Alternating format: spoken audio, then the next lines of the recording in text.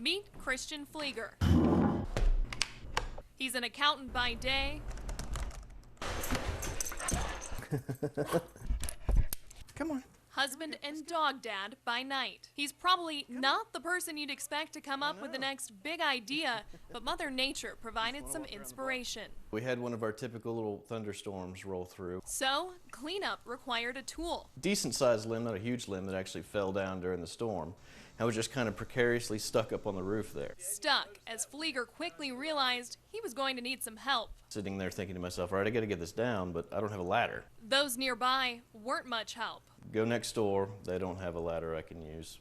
Go across the street, they don't either.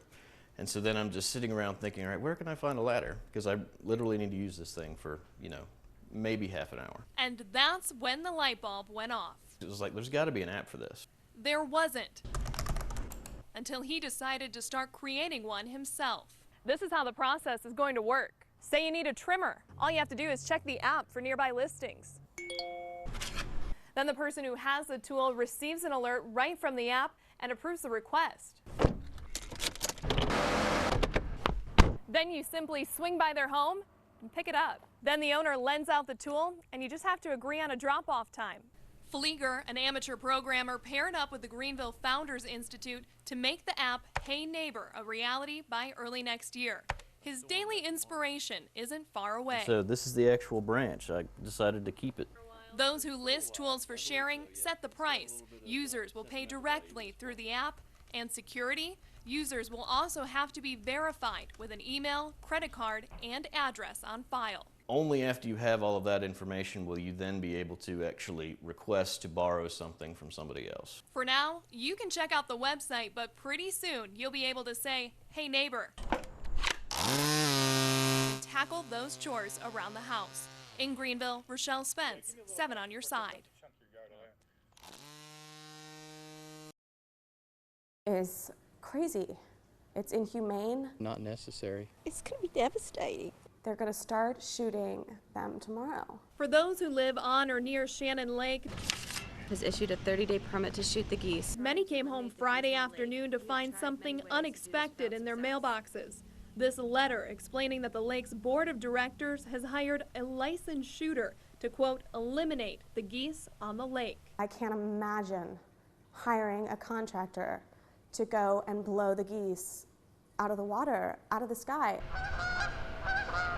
According to the letter, a shotgun will be used to kill the geese, but ducks on the lake will be spared. I do think the geese are a nuisance, and I can understand the owners who want to protect their property and are fed up, but at the same time, I don't know that shotguns are necessarily the best option. Jerry Hill isn't afraid to admit he's one of those fed-up neighbors. I mean, I've been throwing rocks. I haven't got a pellet gun. He had not seen the letter until we showed it to him, but says he wants them gone at whatever the cost. Let people shoot them and eat them, you know.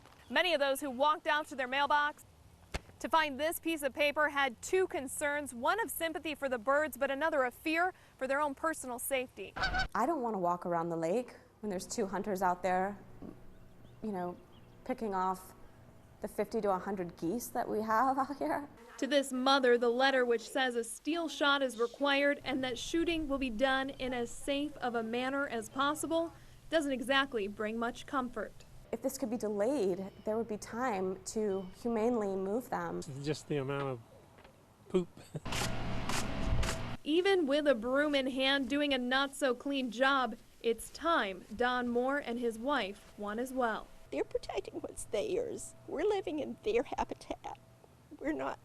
They're not taking over ours. We're living where they're used to living. According to the board of directors, every other option has been tried without success. Its 30-day permit to clear the lake starts Saturday, less than 12 hours after residents were notified. In Greenville, Rochelle Spence, 7 on your side. Okay. This playground in a neighborhood on the north side of Spartanburg has turned from a play place to a haven for mischief.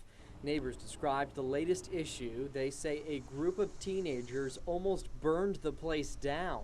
I guess the flame must have got out of proportion or whatever, and I seen them running. It's not the first time we've heard of late-night problems with juveniles in upstate parks. They need to do something because I don't even like having my little girl and my little boy coming out here no more. Besides where that fire was, there are other hazards in this playground. Look at what we found. Pieces of glass, all sorts of graffiti, this beer can, and all sorts of garbage. I have watched and watched and watched. Tiffany Sims is the president of the neighborhood association here. And next thing you know, the flame bigger than the park.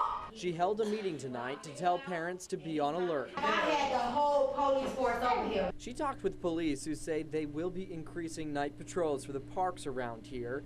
The cops plan to give out trespass notices to anyone hanging out late at night.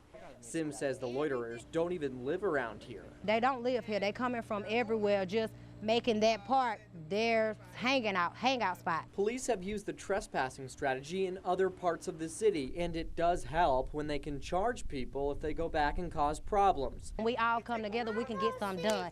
Just me alone can't do it. I can't tolerate it no more, y'all. Sims is hoping watchful neighbors and more aggressive patrolling will bring about a return of the fun for young ones on these now abandoned slides and monkey bars. In Spartanburg, Drew Smith, 7 on your side.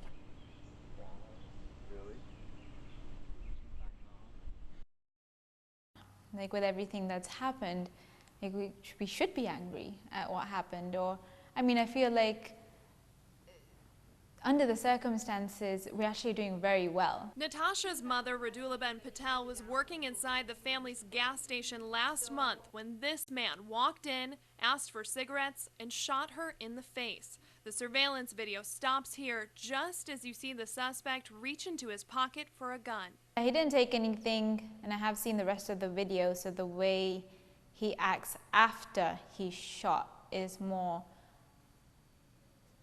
of something that gets to me. It's almost as if nothing's happened. After 2 days in the hospital, Patel died. If somebody does something to you, you don't have to do it back to them, that was her motto. With flowers now taking over the family foyer and cards scattered across the fireplace, Natasha says she tries to live by her mother's words and reflect on the positive memories they shared. I think that it's because we are really trying to be like my mom would be, because she's always happy, or she was always happy. The station where customers found Patel that Thursday night has been closed since. Natasha says it could reopen within the next week, but that she fears for the safety of her father if the family goes back.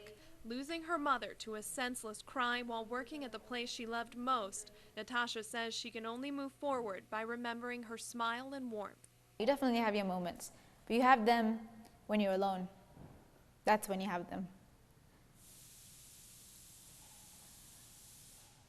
When you're amongst other people, you're talking about the happy moments. And her father can only hope Wednesday's press conference is an announcement that this man has been caught. I want to thank all the officers, all the detectives, all the force who done good job to find the person, what he done to my wife. In Piedmont, Rochelle Spence, 7 on your side.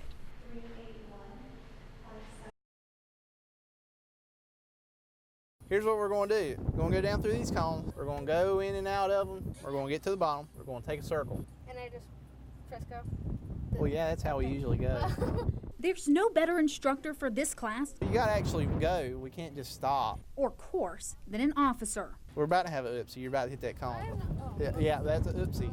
While successful completion doesn't count towards graduation, She saw the cops, got nervous. Forest City Police Department hopes it will ultimately extend students' lives. Oh, you took out that cone. Okay? According to the National Institutes of Health, each year an estimated 5,000 teens die from underage drinking. Oh, you just ran to the house. Scary for parents. Because we hear so many stories about children that do not come home at night.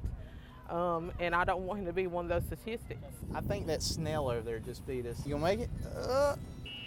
You just hit something in reverse. To help students remember those odds, Don't hit nothing. Did I tell you that part? officers are giving them a hands-on experience, Oh, yeah, you hit something, all right. letting them get behind the wheel with impairment goggles that mimic the effects of alcohol. The blood alcohol content of 0.17 to 0.20 and more. It's like seeing double vision in a way, kind of shaky.